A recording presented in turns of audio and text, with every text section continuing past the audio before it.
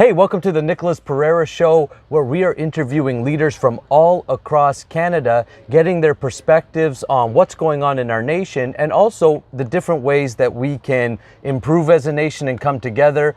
Past episodes, we've had Maxime Bernier, the leader of the People's Party of Canada. We had Rod Cumberland, who ran with the People's Alliance. I'm happy to have a non-political leader in Canada, and so we could hear all different types of perspectives. We have Bhaktimarga Swami, also known as the Walking Monk, maybe better known as the Walking Monk, with us. Probably. Yes, thank you. I appreciate you having me on board. Yeah, absolutely. Now, you are part of Iskon, the International Society for Krishna Consciousness, as am I, just to put that out there. Iskon has been around since Canada. Since when? Well, it first made a footing in 1966 when some monks like myself came from New York and got in there. Let's say it would have been 1967, the Expo, famous. Everyone was, the whole world was crazy about the Expo in Montreal. Right. So some members came in there. They did their mantra meditation in public places, and it was just a few months after that that our guru came and established a center in Montreal. So it goes back that far, or that early, or that late, from whatever perspective sure. And we've been going ever since.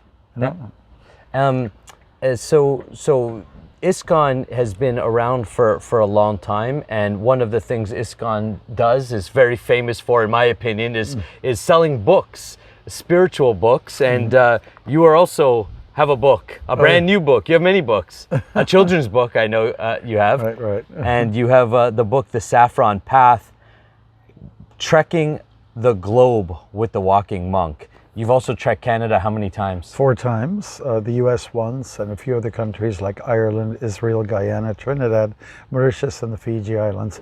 Let's see what's up for the future. Amazing.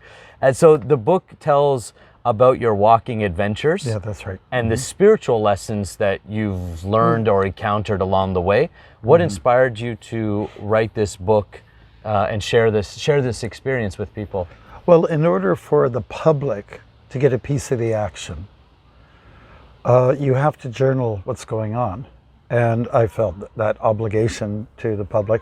So I thought, let me, jot down details that happened during the course of the day. And then those details, let's say, put in a more crystallized way, is what we have here in the form of this book. And it's thematic. Each chapter is thematic. So we go from chapter to chapter on, like what's it like dealing with authority, or what's it like dealing with hecklers along the way, or people who are praising you, or encounter with wildlife, and what does it do internally for you? And so all that's documented here in this book, and it's a light read, it's easy, and I almost like to feel that people are with me. So while I'm kind of a solo walker, mind you, people have joined me from time to time, I want to share it, and so I'm hoping people feel like they're on the road with me when they read it. You mentioned dealing with authorities sometimes on your walk. Do you have any funny stories or something you can share with us about dealing with? A lot of our viewers have dealt with authorities in different ways as well. Well, I say that my people of my lineage, in the Hare Krishna tradition, we're here just to spread peace. Basically, that's what, and to be quite proactive about it. Right. And when you establish a sort of a spiritual foundation, such as getting your true identity out there, as in, I'm not this body, I'm the spirit within the body. And if we can all think along those lines, think less of, he's a Newfie, he's the goofy, he's a Quebec, or French, English, whatever, Americans, Canadians, whatever, and discriminate between humans and animals. Better that we see everyone on the same plateau, that we're spirits. So that really helps out, and I hope it resonates in here. And so in dealing with the authorities, they oftentimes deal with reactionary issues. We're there for proactiveness. We're saying, let's be peaceful, let's try to follow policies, rules, as long as they make sense. If they don't make sense, that it's justified to speak out and, just speak out for the people. And so with authorities, I mean, they like what I'm doing, and they feel, yeah, people should walk more. They kind of get it. Yeah. And you're just peacefully moving along. You're not staying in one place, not creating any trouble. You're chanting your mantras, which is what I am doing. And for the most part, they've been really good to me, and there's not that prejudices, that, I mean, I come across as a sort of a peaceful cookie compared to some of the characters they might deal with. Yeah, I'm sure they deal with many different walks of life. Like a pizza with, nice toppings on it, and compared to what. Become a member of the Canadian Unity Project by visiting the links in the description. So, there's been some oddities, with authorities, but, sometimes they'll come up, maybe you've had a hard day, they say, you can't be on this road. You're not allowed to be on here. No one's allowed to be a pedestrian on this road or riding a bike. So this was the days before, cell phones, and I said, well, what am I going to do? You just, we're going to take you to the other road. We're going to take you to the parallel road. Okay. So what does it mean then? How do I find my support guy who's with me every day? Again, no cell phones. You're putting me out in the boonies. So. Has that happened? Where police have said you can't walk on this road, so go walk on that road? Yeah, well, for whatever reason. Yeah, and I can't even be there. You have to get off now. Okay, so what am I supposed to do? You're gonna have to drive me somewhere else. Yeah. Make a Hanuman leap. That's right. As they say. So that kind of stuff, in general, prejudices are not there. I had an interesting encounter with one fellow near Wawa. He was a police officer. And I was walking early in the morning. It was, I love that part of the country. I must admit, Lake Superior. Perhaps it's my favorite. Yeah. Best kept secret, Oh. And I don't know, because I've always said New Brunswick was Canada's best kept secret. So. Listen, wherever you are, that's the best place. There you go. So this officer pulled over and he said, so what are you doing? So I gave him my brochure to explain what I'm up to. I'm doing a peace walk. I'm doing an introspective walk, and to encourage people to go more this route. Spend less time. Why do we have to have a hectic life? Why does it have to be so complex? Doesn't have to be. So, earn your downtime, make it happen in the morning, and that's my message. So you can go for introspective walking. That is walking in meditative mood. So this one guy, he was just being very difficult and said, has anyone checked you out? No, I stole a line from the Gundy movie. Okay. Where the British officer is saying, oh, what are you doing here? And something like that, and says, I'm an Indian citizen walking in my own country, okay? So in this case, I'm a Canadian citizen walking in my own country. Nice. So maybe I come across a little snooty, so he was snooty with me first, and I was snooty back with him. And then after that, he asked me again, are you sure no one checked you out? You mean as an ID? Did I do something wrong? Then he drives away and comes back and asks me again. I'm just wondering, what kind of coffee did he drink that morning? And said, did someone not check you out? I said, no, officer. No one checked me out. I'm not doing anything wrong here. I'm just walking. Isn't that what we're made for? But I'll tell you the people you should check out. So those people, those motorists who are killing the moose every day. I see 5 moose a day practically in some areas like in Northern Ontario. Bears, each other, head-on collisions, making noise, making pollution with your cars, your mad car culture. And so those are the people you should check out. So I walked away in a huff and a puff, and I felt like a super activist. I was really happy. I was really happy. But the funny thing is, maybe a day later, how the police, they report to each other. Sure. In this county is this. There's a guy walking with a shaven head. Yeah. He's wearing clothes that, we have to check him out because he looks like he's from escapee from a penitentiary. Right. Because they wear the same kind of clothes. So then the next day I got to a phone booth. Again, this is, no cell phones and those, just to call Toronto, my home base, and about something. Then a police car drives right up to me, right next to me. And I kind of had a bad taste with that fellow the day before, the officer, and I do respect them. I really do. Yes, I think yes, of they've got a lot of not crazy things to deal with. It's a tough job, I think. It's that a tough job. Very yeah. tough job. So I just walked by. I kind of just almost ignored him, and I was going back to the road. And he said, "You don't have to look at me like that." He says, "I know what you're doing. Here's my card if I could be of any service to you." So then we made friends, and then that was okay. Yeah. Well, it's always nice when any situation, the country is just coming off the pandemic, or maybe still in it. We're not really sure. There's people are worried about fear. There's fear around it, and also the country got quite divided about how to handle it. There was a lot of things that came up over the last few years, and I think that there's a real need to repair.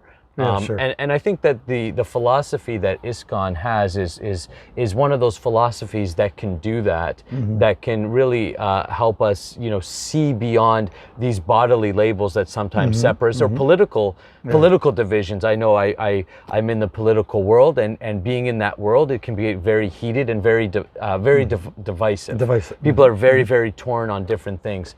How, in your perspective, as Canadians, how could we agree to disagree? How could we find unity and commonality, maybe while still respecting each other's individual approaches and styles and flavors? Well, I think the real nice application is, as you've heard the saying, unity and diversity. And we have a Sanskrit phrase for that, and it goes like this. It's going to make a real great rap song. Okay, achincha beda beda tattva. And that means, okay, I can see you dancing to it already. So achincha simply means inconceivable, simultaneous, oneness, but difference. So, well, let's look at this. This is sort of floral piece that you've got here. There's different colors here. Like this is an off-white, like a creamy color. This is sort of a rose to red, a burgundy, and you got a little bit of green in here. I know this is not, the real thing, but I get the point. You're trying to pretty everything up here. But, it looks nice. The combination is great. Now, whereas if it was just white, it'd be a little bit blasé. So the point is that people come in this world wired differently, and with different thoughts, with different strengths and weaknesses. And when you put everyone together, it's kind of like a happy family, happy community, common unity. And it's complementary. Not that we have to see, you're different than me, therefore I'll put up you do. It's not a matter of getting up your weapons and starting to get up your hatchets or anything like that. It's a matter of accepting the differences. As we say, opposites attract a lot. I know you and Sarah, I know you get along well together, and you're different from each other. I like her. We are different. I'm so glad about that. So that is the formula. You have to see more from a spiritual perspective. That physically we're different. Each one of us is different. Even if I know a set of identical twins, the only way I know the difference is that one has a tattoo here and the other one doesn't. But then if you get to know them a little bit more, personality-wise, there is difference. So where do we find unity? You find it on the spiritual plane. Again, the anti-material particle, which some people call the soul, is our identity. And when you take a bodily designation, say male, female, this, that, Lebanese, Irish, this, that, gender, bender, whatever, all these differences that exist in this world become a cause for division.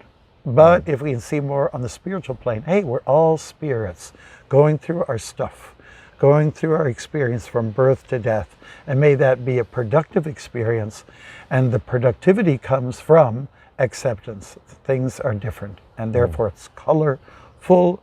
The diversity, like variety, is the spice of life.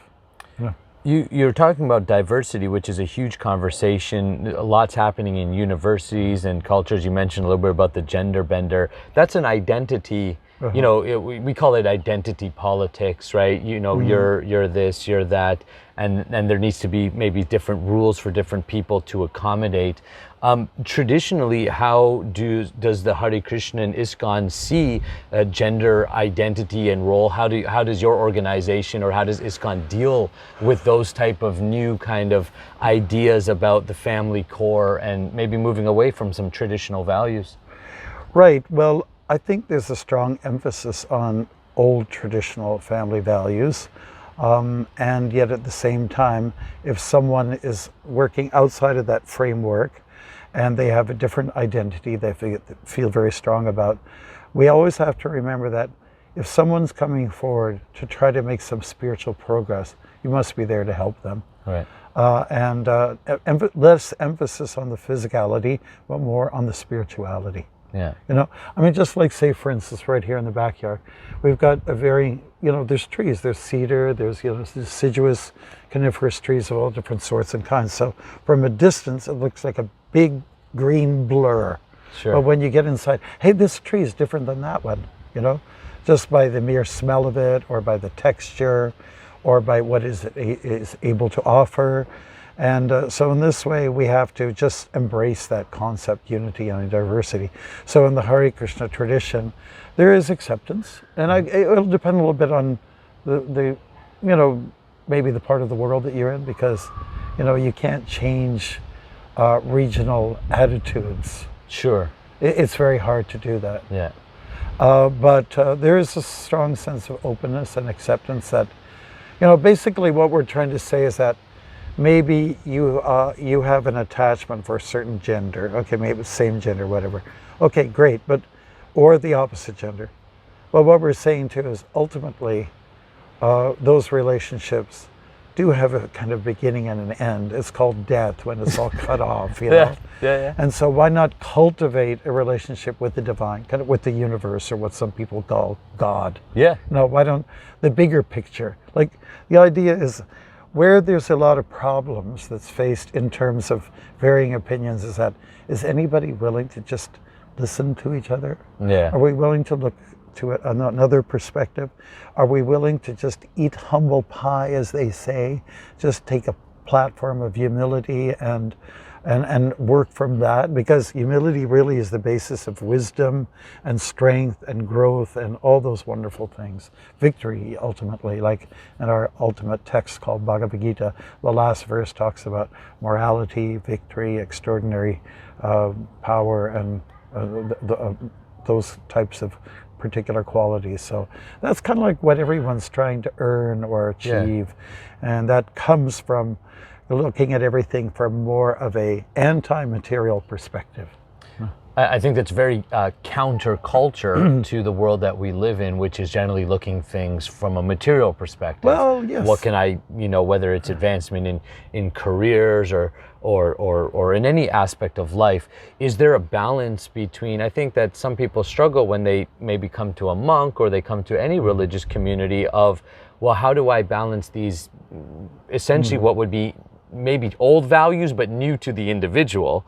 Okay. All right. Like, so I'm now learning I am the soul, and therefore my identity is changing, my actions change. That can really shake up someone's life. It can really shake. How does someone deal with that maybe transition or exploratory phase where they're still unsure of their spiritual identity? Right. Well, first of all, that sense of openness is going to be extremely welcoming, and if you really want to grow, you know, as a person and develop character. So let's be open. Let's listen, go for reflective listening and see what comes of it. The thing that we need to really grab hold of is this concept of that, to go beyond the body. And the transition may take some time, but that's not a problem. It's better to, if you're having a meal, super wonderful meal, whether it's a great curry meal or Chinese. I like chow mein without the meat particles in it. And I like to, you know, I just like to spoon feed myself, take my time with it and try to enjoy it, you know, instead of like wolf it down like some kind of, you know, pig. No offense against pigs, I was raised on a farm. But it's taking things slowly, like Krishna states in the Bhagavad Gita. He says, Shanai shanahai, which means gradually, easily, slowly. That's what stepping is all about. Walking is about 1 foot forward, then the next one forward, and that's how you do it. But it seems like we live in a world that doesn't want to go for that patience reality. We want to move fast. Now. I need it today, I need it now. We're used to efficiency. We get very demanding, and we get highly disappointed if it doesn't arrive on time, and we get all agitated. And, again, you're lacking something here by not being able to build character. So I think things take time. There's not a problem with that. And go for a good balance. That's a key word in life. I don't think we expect anybody to go from being a sort of like a mundaner to suddenly being a monk. I mean, it does happen sometimes, but it's these little like baby steps that have to happen. Right. And to be successful in life, I think it is a balance between, the material and the spiritual. Yeah. But where I have an objection towards, hold an objection towards, is that we live in a very high level consumeristic society. It's very materialistic, and there's very little room. And in fact, even spirituality is shunned, by media, by the public. Even political leaders choose not to use certain words just to be on the safe side. Mm-hmm. I mean, we live in a world where you can say anything mundane and vulgar to do with like perverse sex. That's all totally acceptable when it comes to saying something just a little bit on the softer side about, lightness, about true identity. I'm a spirit and I move on after this life and I get another chance, I get to move up and on and get beyond. It seems like we shun and we are, it's taboo to say anything that's outside of the mundane realm. Well, you mentioned something very important that I know a lot of people connected with me, and many Canadians are feeling like God is slowly being taken out of society. There's no more prayer in schools for many schools that used to do prayer. They're not necessarily encouraging these type of conversation, and there is more sexual content in schools. 4, 5, 6-year-olds being exposed to sexual concepts at a very young age. What do you think that from your perspective, the danger of a society that removes God from it? What do you think that is there a danger to that type of way of living as a society? That component is very natural, the spiritual component, especially for human beings, Even if you don't want to believe in God per se or a religion, we all believe in superheroes, superpowers. Sure. This is part of the pop culture, Yeah. Whether it's Superman, Batman, Iron Man, or Henna Man. It's we all believe in someone greater than myself who's got a soft heart and is there to rescue and has got shows utter compassion and is, by the way, not a sex fiend, not like a Mr. Playboy at the same time. Yeah, so that's the kind of thing you find out from superheroes. So I think while people have kind of turned their backs on many faith groups that are traditional, they have opened themselves up to another superhero concept where people in distress must be saved, and this person is strong, he or she, and they, depending on which god or goddess you talk about, they don't waver, or they may have weak moments, but they overcome it. But in general, they're composed, cool, calm, and composed individuals. So that's kind of a new religion. It's the new faith. Like a religion of a person, you're saying, though, like following individuals like that? Well, an individual, somebody who's superhuman. Okay. That's the point. Right. Superhuman. People believe in superhumanism. And it children, who are very impressionable, they really believe it. It becomes a big part of their life. And as you grow, as you say, it's just a character, it's a fictitious. It's just another guy. But still the memories, that I wouldn't say haunt us, but that we embrace. Oh yeah, but it was so nice to see Superman flying and helping Lois Lane get over that, that the Niagara Falls or whatever. Yeah. It is a kind of a religion, and it's not like people go to traditional. They have their screen; it's in their home, Yeah. So they believe in these super incredible, being intelligent, intelligent and physically powerful persons who also have subtle powers. And so I would say that spirituality has not really left us. It's just taken a different turn. But we have to believe in something that's greater than what meets the eye. And we all do that, whether we're worshiping God or we're worshiping a celebrity or worshiping some business mogul. There's some worship. That worship is happening. There's some reverence there. Yeah, there's some reverence there. Yeah. But you know, in most cases, you're talking about celebs and you're talking about sports figures, and people are somewhat influential in this world. You know, the character has to be questioned. You know, I mean, that is something that we must all. You know, are you clean? Right. And amongst us humans, it's very rare to find such persons, you know. In this world, for sure, right now. You know, I mean, I've been working at this as a monk. I'm almost like half a century, and I'm still working on myself, you know. Yeah. And it's a lifelong mission, and I might have to carry on into the next life and keep going until I make the grade. And I'll admit I'll never make the grade, but I know there's some power over there that's kind of pulling me up. Kind of grace, right? Grace, getting some pulling grace. Me by the ear or the hair and taking me out of the doldrums, you know? Sure. Yeah, there is something out there. There's great powers out there, for sure.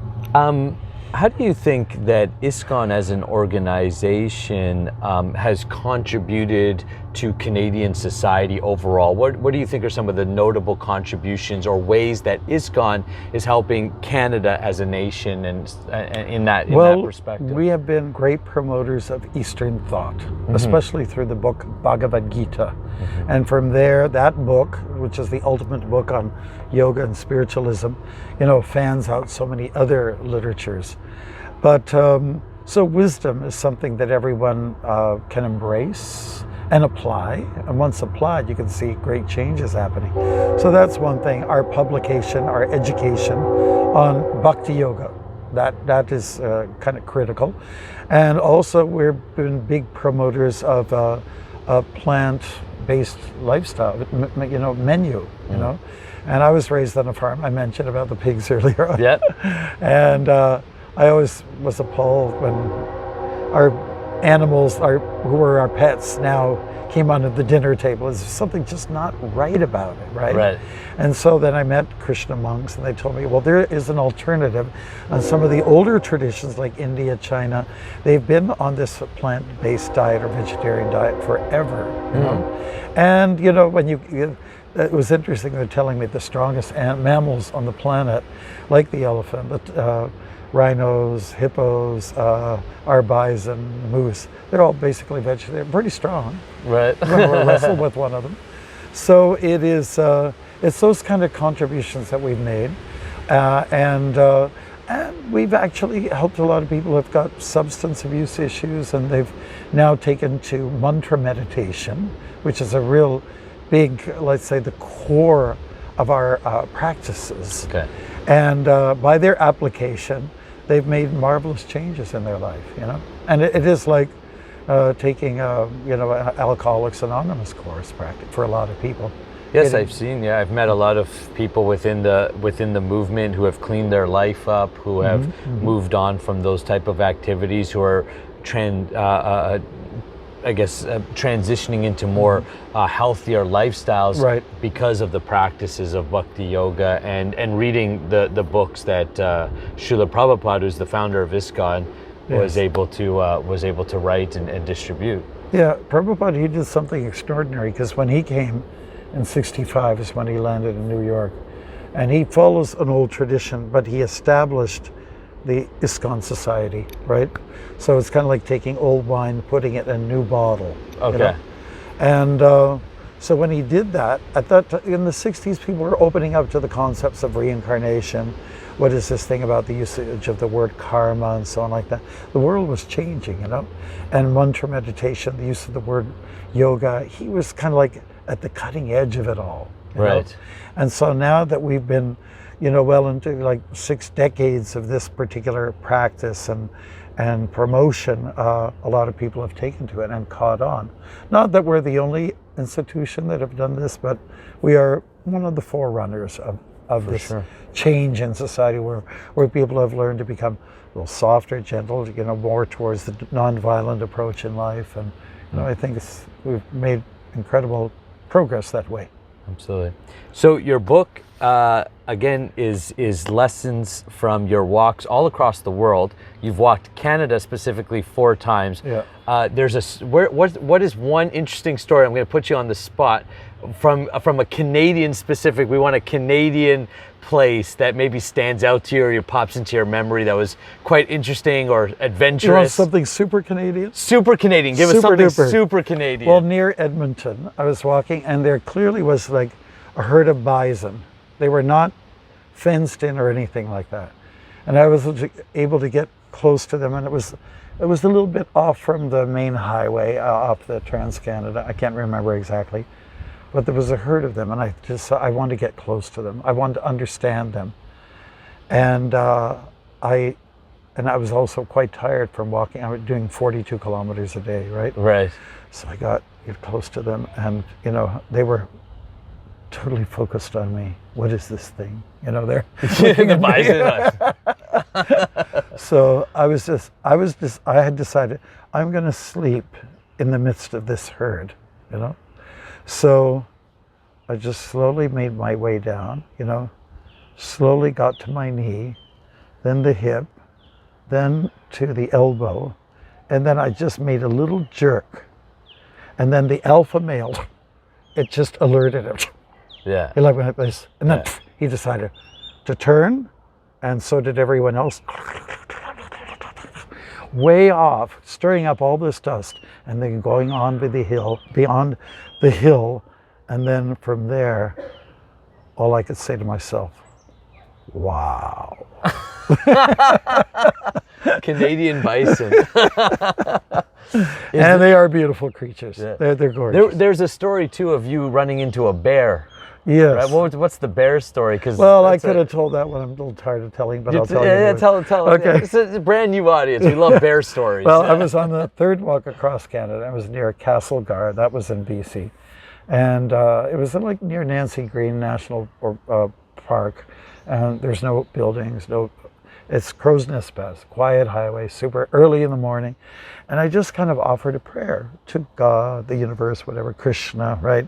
And I said, I haven't seen one living bear since I've started these long walks. And this is my third walk. This is ridiculous. It's Canada, so I just offered a prayer to Krishna. I said, can you please come to me somehow in a bear avatar? So just a few minutes later, I was met with my support guy who's with me. We walked a bit.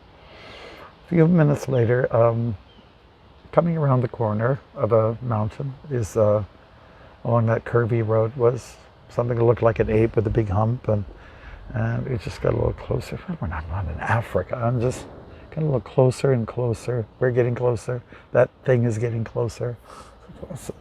Garuda, my support guy, said, that's a bear, and it's a grizzly, and he's huge. And he's coming towards us, and we're going towards him. So fortunately, a motorist came, tooted his horn, and then he took off. Okay. Then 20 minutes later, we heard a snort behind us. We kept going, and then we turned around, and there was the bear. Wow. He came right up to us, and he came really, really close.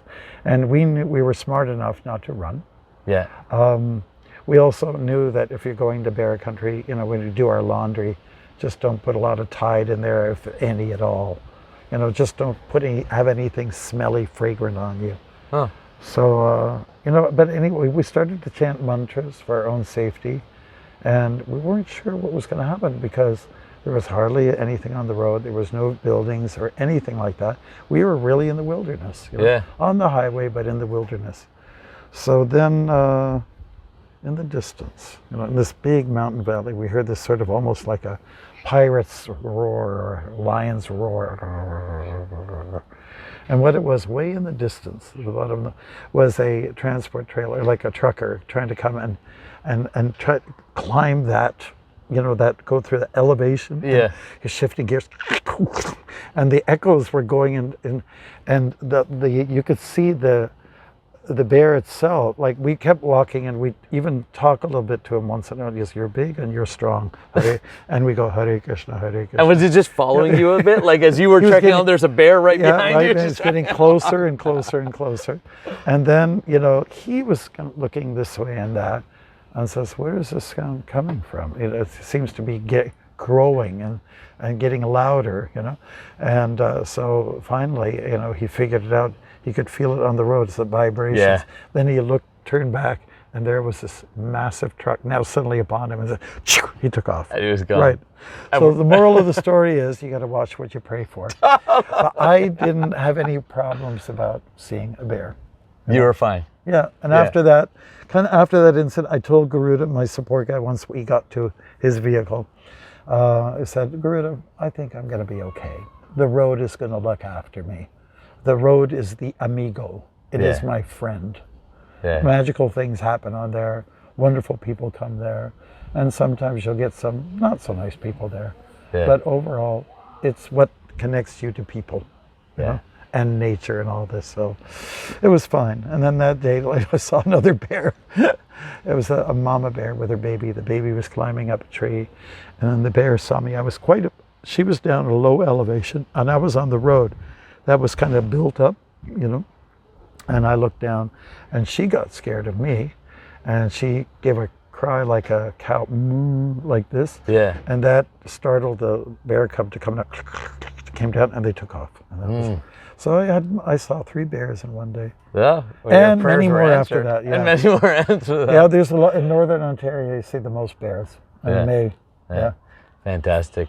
Well, the Walking Monk, we appreciate you spending some time with us. I encourage everyone to go. We'll leave the links to his book on Amazon, The Saffron Path, Trekking the Globe with the Walking Monk, where you can learn more stories like that, more adventures, and pull out the spiritual lessons to help you in your own life and path.